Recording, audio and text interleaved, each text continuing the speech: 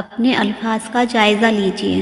آپ چلتے جاتے ہیں لیکن آپ کے الفاظ باقی رہتے ہیں، روشنی دیتے رہتے ہیں، نور بن کر یا نار بن کر۔ جو عبادات آپ کے اخلاق و کردار پر اثر انداز ہو سکیں وہ مشقت کے سوا کچھ نہیں۔ اپنے چہروں سے زیادہ اپنے اخلاق سنوارنے پر فوکس کریں، کیونکہ میزان عمل میں حسن اخلاق سے زیادہ وزنی کوئی عمل نہ ہوگا۔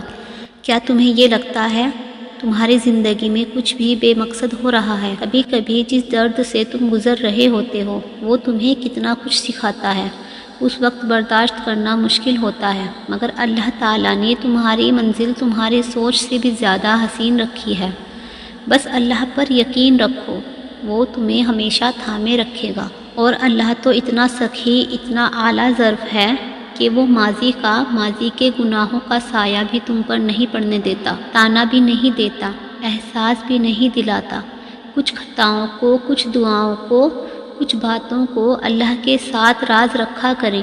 وہ ایسا رازدار ہے جس سے مخلص کوئی بھی نہیں۔ اللہ سے باتیں کرنے کی عادت ڈال لیں، اللہ سے دوستی کر لیں۔ جو اللہ نے تمہارے لیے لکھ دیا ہے وہ امتحان کے لیے تم سے دور تو ہو سکتا ہے لیکن کسی اور کو بھی نہیں مل سکتا، اور جس سے دعا میں مانگا جائے اسے تمہارا نصیب بھی تم سے نہیں چھین سکتا۔ وہ ہر حال میں تم تک پہنچ کر رہے گا۔ اللہ دے تو شکر کیا کریں، اور چھین لے تو شکر اور صبر دونوں کیا کریں۔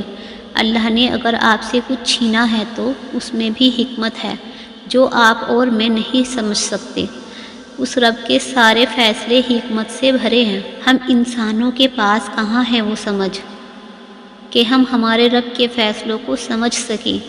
بس یہ یقین رکھیں اللہ کے ہر فیصلے میں ہمارے لیے خیر ہوتی ہے۔ گھبراؤ نہیں، یہ مشکل وقت بھی عنقریب گزر جائے گا۔ تم یقین رکھو گے نا اللہ پر تو اللہ تمہارے لیے کافی ہو جائے گا۔ نظر انداز کر دو وہ سارے وسوسے جو تمہارے دل کو بے چین کرتے ہیں۔ تم مدد مانگو اللہ سے، پھر دیکھو کیسے مشکلات کا حل نکل آئے گا۔ اللہ سے ہمیشہ بہترین گمان رکھیں کہ آپ کے ساتھ اچھا ہی ہوگا، اور وہ کبھی آپ کے ساتھ زیادتی نہیں کرتا، کیونکہ اللہ سے بڑھ کر نہ کوئی آپ کا خیر خواہ ہے اور نہ ہی کوئی محبت کرنے والا۔ جس چیز کا کبھی ہم خیال بھی نہیں لانا چاہتے، جب وہ حقیقت بن کے سامنے آتی ہے تو ہم چپ چاپ سہ جاتے ہیں۔ ہم اپنی برداشت سے ناواقف ہیں، لیکن ہمارا رب جانتا ہے ہم کن کن چیزوں کا سامنا کر سکتے ہیں۔ اللہ کسی شخص کو اس کی برداشت سے زیادہ تکلیف نہیں دیتا۔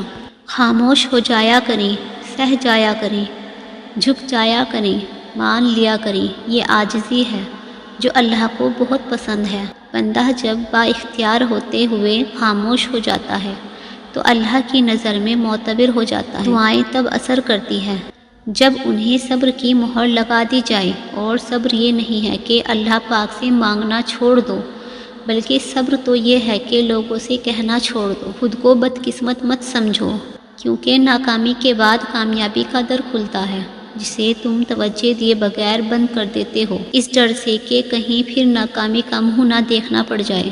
انسان ہر چیز کے بغیر رہ سکتا ہے لیکن اللہ کے بغیر نہیں رہ سکتا۔ ہمارے وجود کا ایک ایک حصہ اللہ کے ہونے کی گواہی دیتا ہے۔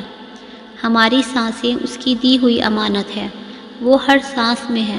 جب ہم سانس لینا نہیں بھول سکتے پھر اللہ کو کیسے بھلایا جا سکتا ہے؟ جو قریب ہوتا ہے مدد کے لیے اسے ہی پکارا جاتا ہے، اور رب سے زیادہ کوئی بندے کے قریب نہیں۔ وہ سب سے پہلے سننے والا اور سب سے پہلے جان لینے والا ہے۔ اسے لفظوں میں کہنے کی ضرورت نہیں، اسے لکھ کر درخواست دینے کی بھی ضرورت نہیں ہے۔ اسے دلیلیں بھی نہیں چاہیے کہ ہمیں مدد کیوں چاہیے۔ اس ذات تک پہنچنے کے لیے اسے پکارنا پڑتا ہے۔